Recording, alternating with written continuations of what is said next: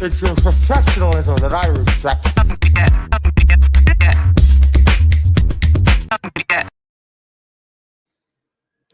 Stephanie, what do you call a magician that's lost his magic?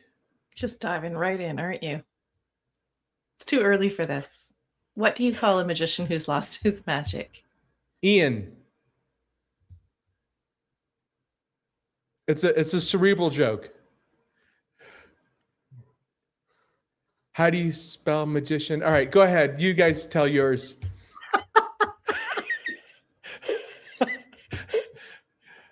It's one of those, you have to know how magician is spelled to get that. Oh, I think they spell it differently. okay, I got it. Hugh Jackman used to be a magician. Magician. You know that? A magician. Yes, did you hear about the accident when he was on he was like some awards show or something, and he fell through the floorboards, and everybody was all like fighting about accountability, and it turns out he was just going through a stage.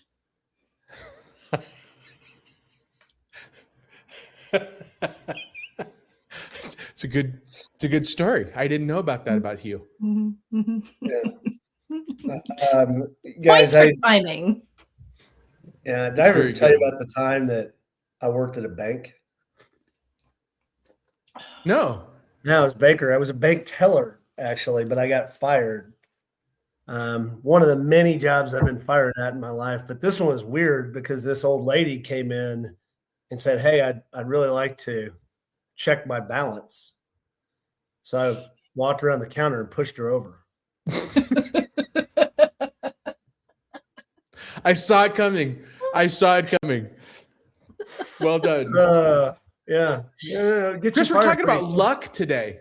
Yeah, dude, look, I feel lucky to be with you guys today. I feel as lucky after those dad jokes, but I still feel pretty questioning my choices to be here today. Pretty lucky, genuinely fairly lucky. Stephanie Anthony, what if luck rewards preparation more than patience? Nathan Seidel built Spark Fun by publishing open hardware work competitors would have hidden. The visibility did not reduce his edge. It made opportunity easier to find. Today on How to Founder, we're going to be talking about optionality, expanding your luck surface area. First, we're going to decide what a luck surface area is, and then we're going to be talking about it and how founders create more useful chances without becoming scattered. I am your host, Chris Franks. With me today, the lovely Stephanie Hayes, the lovely Anthony, even lovelier Anthony Franco. You're looking more lovely today. Eat crow, Steph. All right, so let's start off with not the question in the script, but let's start off by defining this thing. What are we talking about here? What is this idea? And I think luck surface area is an interesting concept. And so let's start off with, what is luck surface area in your opinion?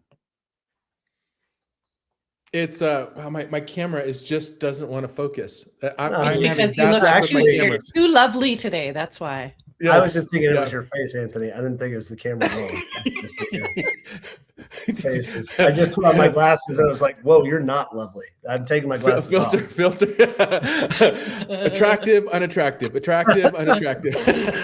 How to know your eyes are getting worse. Yeah. Okay, Anthony, you've got opinions for once. What is this thing we call luck? So luck is, is luck actually a thing? You have to talk about, first of all, do you believe in luck?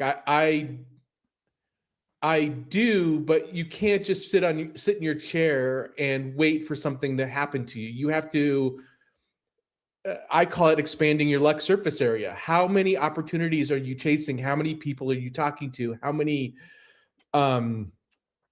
it's a numbers game to get lucky. If you're only talking to one customer or one a job candidate or one partner, part of landing a deal is finding the right person at the right time. That's luck. And if you're only talking to a few, you don't have a large enough surface area to land that deal and to get lucky. So you have to, it's about how wide a net do you cast when you're fishing. I think it's fair. Stephanie, what do you think? I mean, if we're truly, adhering to the definition of luck, it's always going to be something you didn't have any sort of input in or control over, right? So truly, purely luck is something that just happened to happen. But if you are going out and intentionally putting yourself in places where you can have something good happen to you, luck, right? Like you are increasing your chances of something happening that you had hoped was happen, but you have no control over. So I think that's where the difference is like luck is just a chance encounter, just a chance thing that happens. But I would argue that if you're out there putting yourself in spaces where it's more likely for that to happen, is it luck? Or is it like, we talk about manifestation as if it's some type of magical thing, but really what it is the result of your intentions, like getting really intentional and putting yourself in places and doing things that make it more likely for the thing you want to happen. I think it's funny because when I think about getting lucky as a founder, it's about This whole episode was to get you to say that exact thing, Chris, and we're not even Okay, we're done. 5 minutes in, and you did it. Thank you very much for. I work in the tech industry for 30 years. I've never thought about getting lucky in my profession. I will say for the vast, Anthony, look at me. Like getting lucky is the furthest thing from my mind. It's just the any romance in your life, Chris, is lucky. Same for me. My dog is a great cuddler. I'll tell you that much. She's terrific. When I think about having luck in one's life as a founder, I think is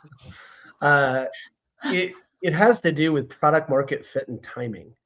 And one of the things that's universally true is that timing markets is really hard, right? And so understanding how fast, and so we all look at growth numbers of markets like, oh, this market is a $5 billion market today. It'll be $15 billion in 10 years. By the way, it's always a silly, wild ass guess. Like it's never accurate, but it's about finding the right market with the right product at the right time. That's not really luck, is it? That's about understanding the dynamic and understanding your product. It's like I can sense some hesitancy here on defining luck as for a founder. Let me pitch it Let me pitch the topic a different way. Is there such a thing as being unlucky? And if so, what's the opposite of that? I mean, I feel like you and I have a lot of stories about being unlucky. Right. But they're never devoid in life. And then, business is a whole other thing. Did you say in your marriage? Oh, I mean, I hope you didn't say Chris that. is so lucky to have me, I think is the real thing.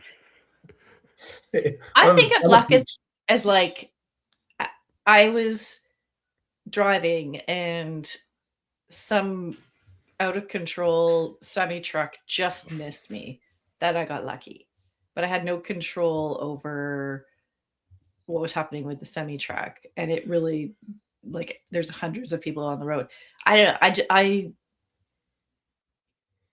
feel like luck is sort of always in context.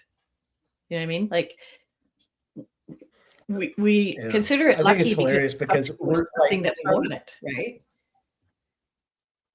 But like founders are such high agency people that we just we don't even like to believe the fact that occasionally the universe just lines up to get things. We're like, no, I must create my own future. It's just sort of, who we are. But so the question becomes, can you create luck? Yeah. And I think that's a really good point. And then how?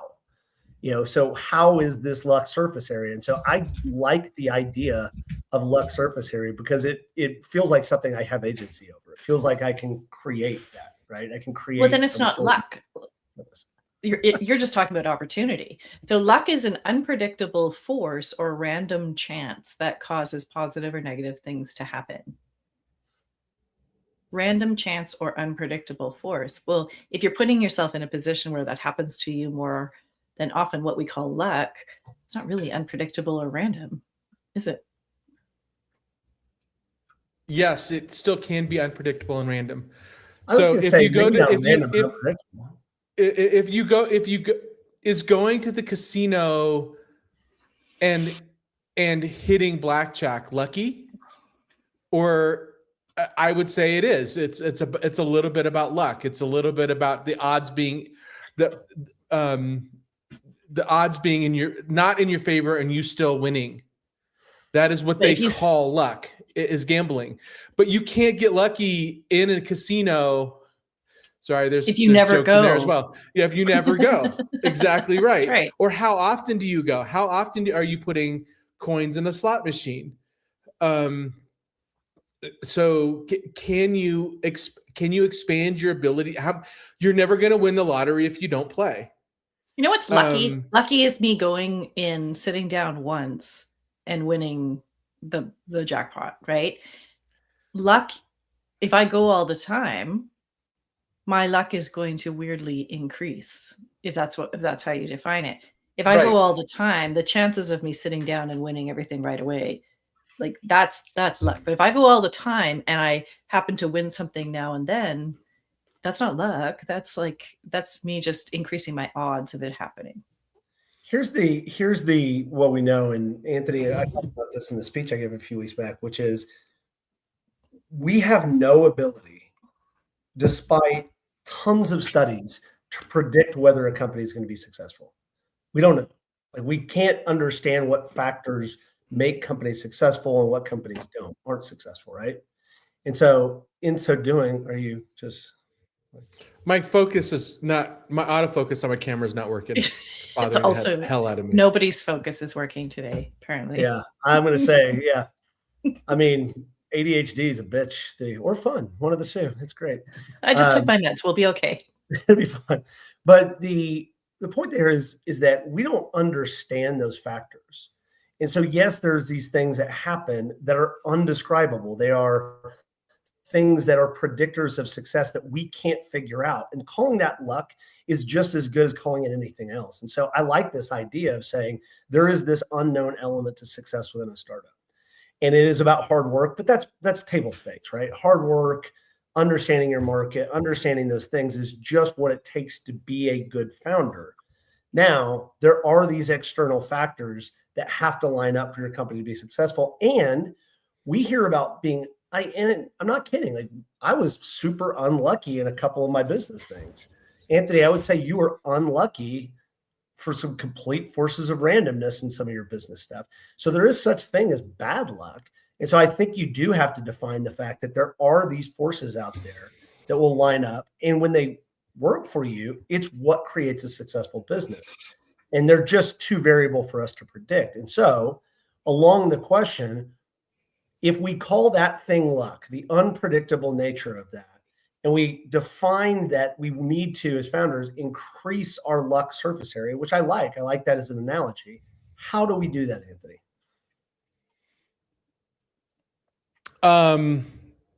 Lots of swings at a bat. You have to, I look at it as how many at bats do you get? How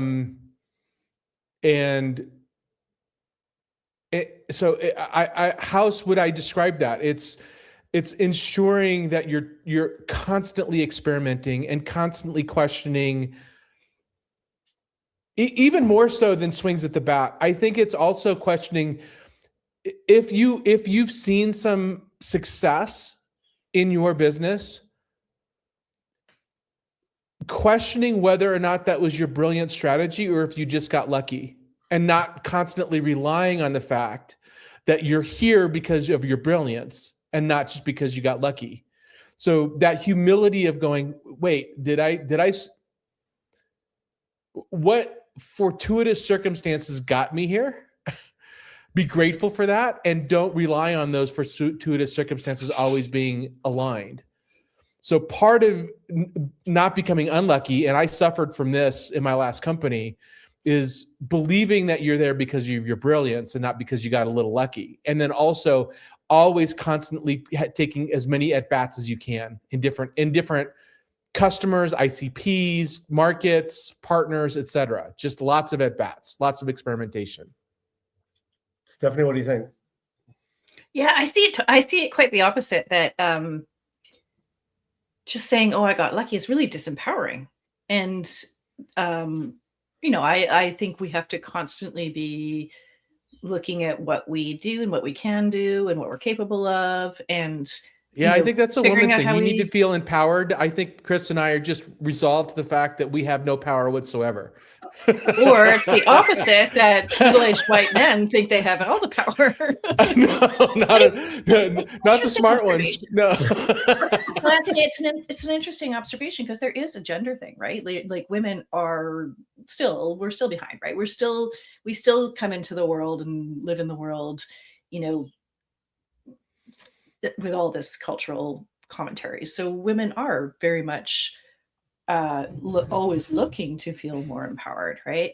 But regardless of all of that, I think that when you say, "Oh, it was just lucky," I think you're discrediting, what you actually did to get there, and you lose a good little chunk of knowledge that could really help you out in the future. So there's timing for sure. Like there's some things where I've been like, "Oh shit," but I put myself in those places when I look at it in hindsight. And it's this surface area is the concept that I think is really important, whether you call it luck, or whether you call it opportunity, or whether you call it whatever. Let's say timing, being in the right place at the right time, you increase your chances of that if you're in more places, right? And you're strategic and you're clear about what you want. We want to get down the manifestation pathway here for a second. You can think what you want about manifestation, but there is definitely something to intention, and there's definitely something to energy, right? So you want to put yourself in positions where luck can find you. All those things matter. And I don't think you just flop around through life as a founder and be like, "Great, I got lucky," and then just randomly do a bunch of other shit, right? So I think you can, if we're calling luck something else than what it actually is, that I think you do increase your chances if you understand what got you in a position to be lucky, right? I think that what you guys are bringing up is two very interesting points, which are like three directions I want to head at the same time. But just starting with this point, which is that being lucky and having chance and having something good happen to you, we can accept that, and we can say, "Hey, this is great." However, not just sitting back and saying, "Well, that was good luck or bad luck," deconstructing the decisions and the factors that led up to that lucky thing. And that's about luck surface area, I think. So it's like, how can you actually analyze, as opposed to just calling something good or bad luck, actually look at where were the areas of actual chance? And that's very real, right? There are areas of chance in our lives versus what are the areas that we could control. And again, this is a very hard conversation for founders because we're such high agency people. We believe that we have control when oftentimes we don't. We act like we have control over outcomes when oftentimes we don't. And so it's like this weird thing where chance does play into this, but we don't like to believe that chance plays into it. Well, I think we have to recognize. Go ahead, Steph. Well, I think if you.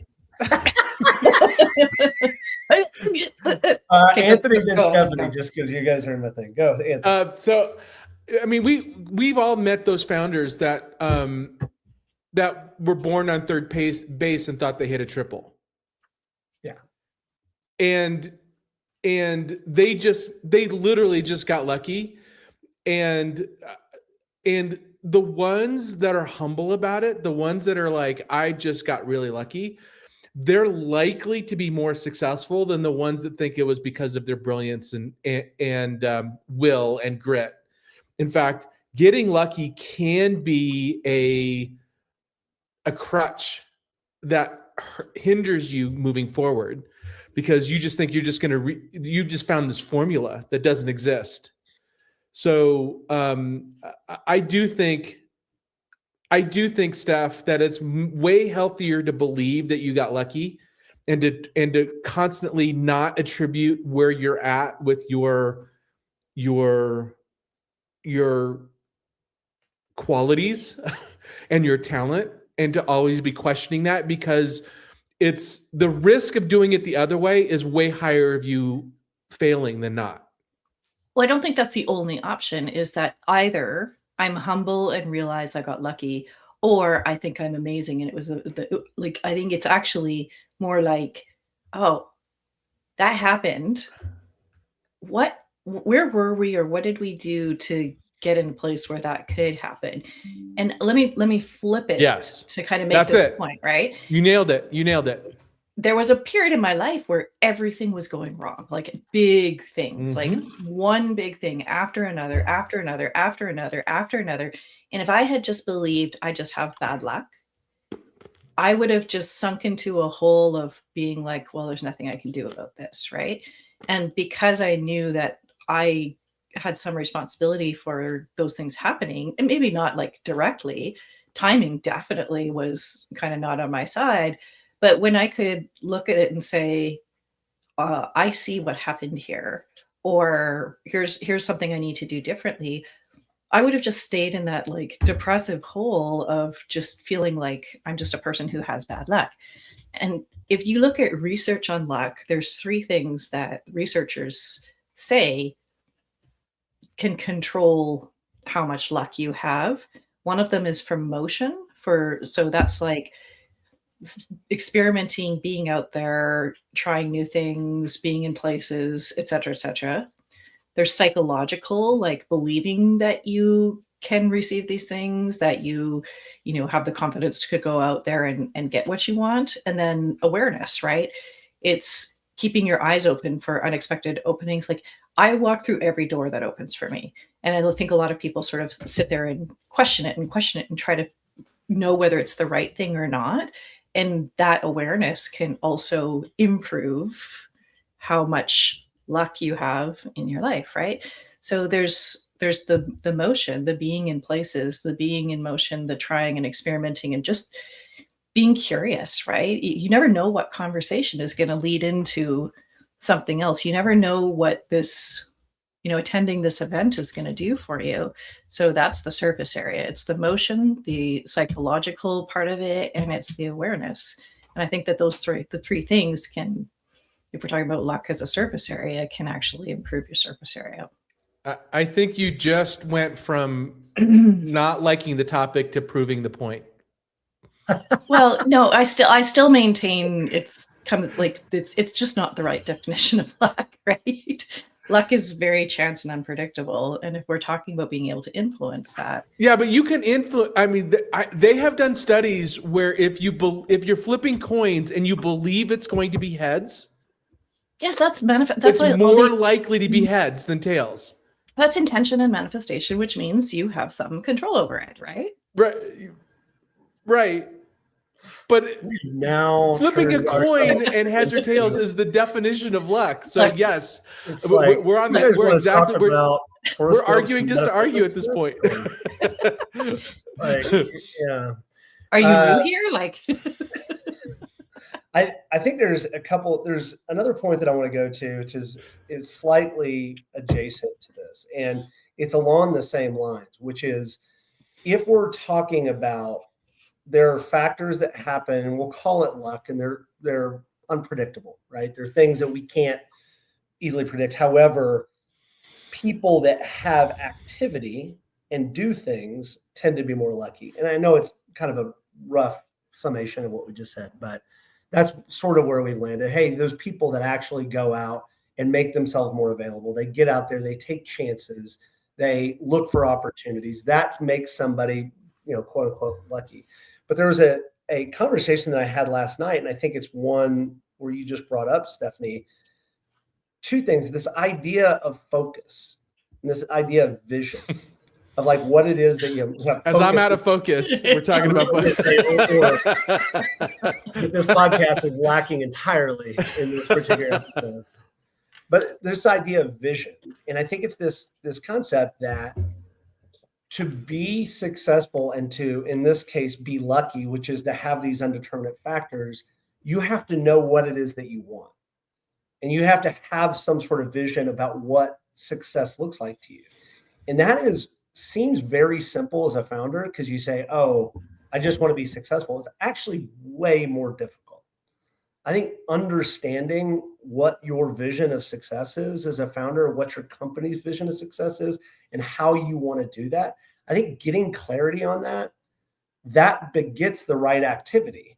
And so activity to itself isn't going to help you be lucky. However, if you have some sort of a vision that you're working towards, that actually starts to create more surface area. Does that track, Anthony? Does that focus, Anthony? I'm just saying. You look. And I think it goes back to what Stephanie said. It's belief. You have to have. Belief. You have it's belief and intention. So it's hard to have belief in a direction you don't know where you're going, right? So you do have to have an objective, and you do have belief in your ability to achieve that objective, and that not only forces you to go out. I mean, have you ever been to a point where so I've totally been here. I'll talk about myself. I've been in pitches where I thought to myself, if the client doesn't pick us, they've made a big mistake. And I believe that. And does that manifest in a client actually closing the deal more or less? I would wager it does. I have no actual data behind that, but the belief that we're the best solution for the client or the best solution for our customers will manifest more deals closed, more signed up users, et cetera, et cetera. So that means that you have to be really clear on what you're trying to do, and that should manifest more luck. Is right? that luck though? It is. Yeah, I'm It gonna is ask you because- this. loosely defined. Is it so? What about risk? Like, so one of the things that these researchers also talk about is that people who create their own luck, let's say, the way they think, the risks that they take, and the resilience that they build. Because if you go out and you have one bad experience, you're like, I'm never doing that again. Then you reduce your luck surface area. What about risk though? Risk is an interesting one to think about too. If we are more likely to take risks, do we increase our luck surface area? Yes. I think so. Yeah. 100%. You're also, but your luck surface areas goes both ways, right? You're going to get lucky and unlucky more often. That's right. Um, And that's where resilience comes in too, right? So let's say you Yes. do get unlucky, shutting everything down because you had one bad experience. No serial entrepreneur has that behavior, right? As we all know. Yeah. I've gotten now like fully on board with the topic finally after 29 minutes, because I just have started to realize, okay, if luck is fortunate chance, right? We just have chances and things. It is 100% about statistically how many times that you do it, right? There's famous things, but you can just say, like, if you flip a coin one time and it doesn't come out with the outcome that you want, it's a sample size of one. You have to increase your sample size to be able to find out those answers. And so I think that what you guys are saying is that notion of having a vision, understanding what it does, and then being really focused around creating those opportunities, taking chances, being resilient. I think there's some good lessons in here. I want to talk about one other thing, and it's a conversation, again, shout out to my friend Katie, who had this conversation last night, which is there's this element of, and I'm going to immediately piss you off, Anthony, because we're going to have to mark this episode as explicit. It's bullshit. And we were talking about this concept of bullshit about like, and in, growing up in Texas, the worst thing you could ever do is believe your own bullshit. Like that was the big joke. It's like, oh, that guy believes his own bullshit, which means that you are not just like trying to be confident, you are now arrogant. So to what capacity, when you're sitting in that meeting and that belief that you're talking about, where you're saying, hey, I'm creating luck because I genuinely believe that I'm the best option, what degree is that actual truth, and what degree are you kind of creating your own bullshit? Yeah, don't believe your own PR. It's the surest way you're gonna kill yourself. It depends on am I trying to make myself feel better, or am I truly trying to serve my customers or my employees? It depends on your point of view. If your point of view is you're insecure and you need the validation, you're in trouble. If your point of view is you're really trying to help them solve their problem, you're always fine coming from that perspective. So I think it's all perspective. Stephanie, is my bullshit is my bullshit meter any good? Is it, you following me? Are you picking up my bullshit, Stephanie, or no? Well, I'm not from Texas, so I can't comment on what happens. They don't have BS in Canada. Yeah. Really? They have moose shit in Canada. It's the same thing. Like, listen, like where most people live in Canada, there are no meese because they're too far up north. And by the way, meese are much more difficult to get into a kerfuffle with than bears. You don't want to be seeing a moose in the live. Okay, I think so. Believing your own bullshit is about confidence, right? Like sometimes you have a little too much confidence, but it's that, when you show up for an investor and you are believing your own bullshit, it's pretty likely that you are communicating to that investor like your energy, that they're more likely to come along and be like, he's so confident in this, then there must be something here, right? Especially, well, anyway, we won't go there. But I think that's the trap, right? Is the overconfidence and there's we talk a lot about founders and their self-awareness, and that's one of those places that you start to run into less luck when you are overconfident and you are bullshitting your way through. We all bullshit. Like we all have to have an element of bullshit to get past the early stages, right? But that's where you start to eat away at your luck surface area.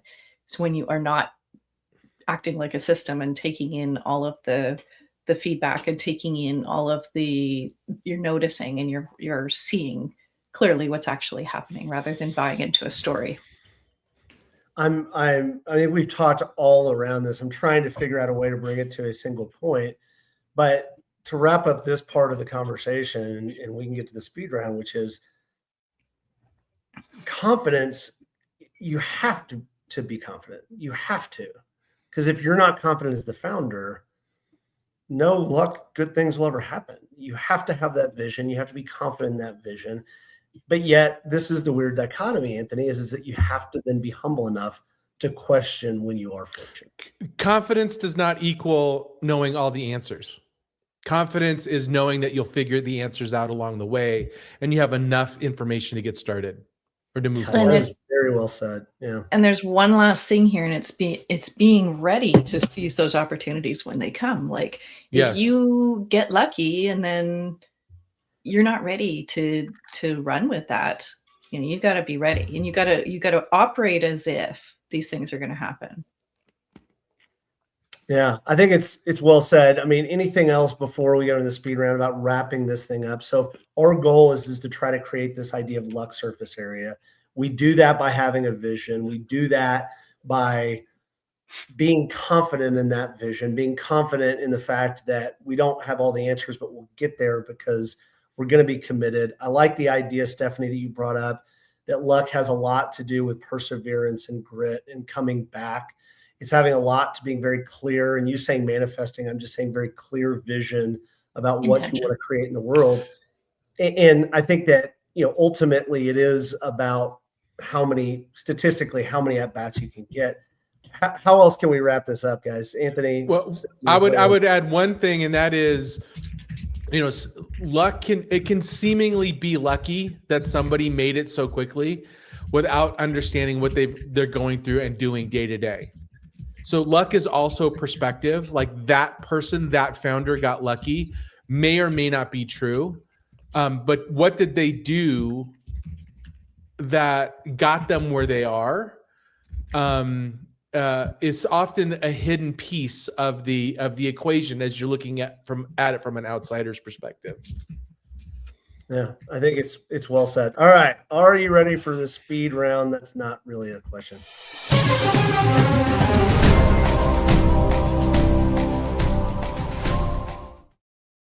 I liked it better when we made our guests do the speed round.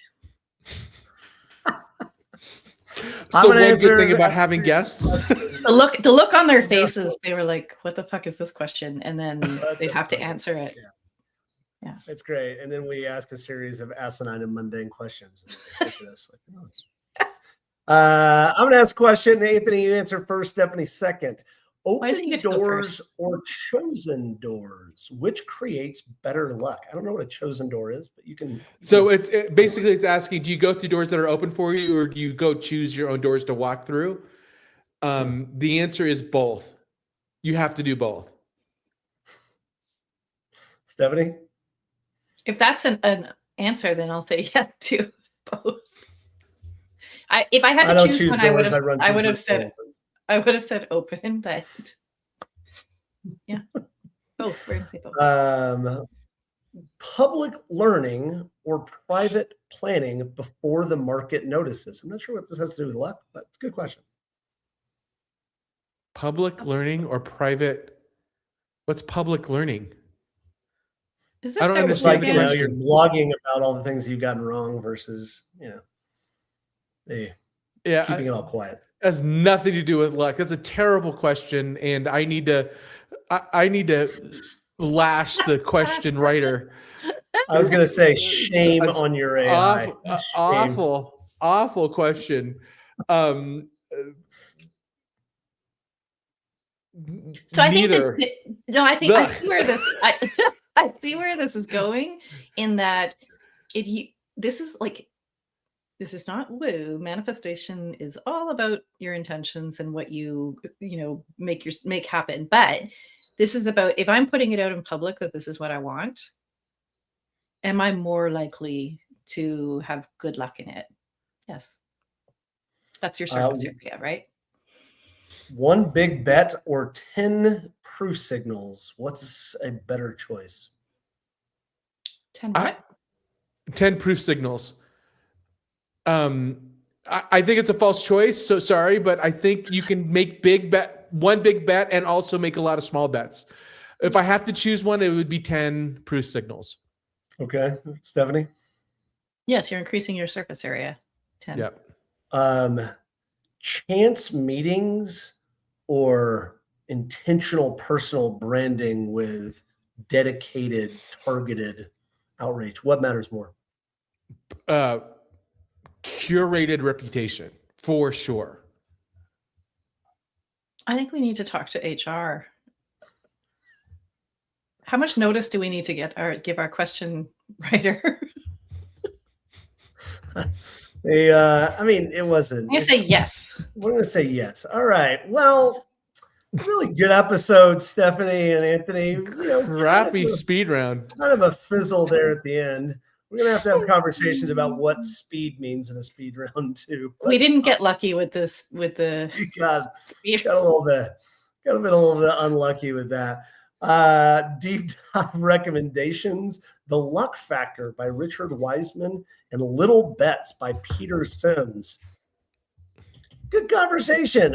I decided I believed in luck and didn't believe in luck 3 different times during this conversation. So I don't know quite where I landed, but yeah, it's good. Anthony, you want to talk about how you're going to improve the speed round questions and get us out of here? Yeah, the speed round questions need some work. Thank you so much for listening, folks. Please be sure to visit us at howtofounder.com, where you can connect with us on LinkedIn and subscribe to our YouTube, Apple Podcasts, Spotify channels. Hit that subscribe button for us. And as always, the 3 of us believe you are the pioneer of economic prosperity, and we're just really grateful to be there along the way with you. Thanks, everybody. Bye.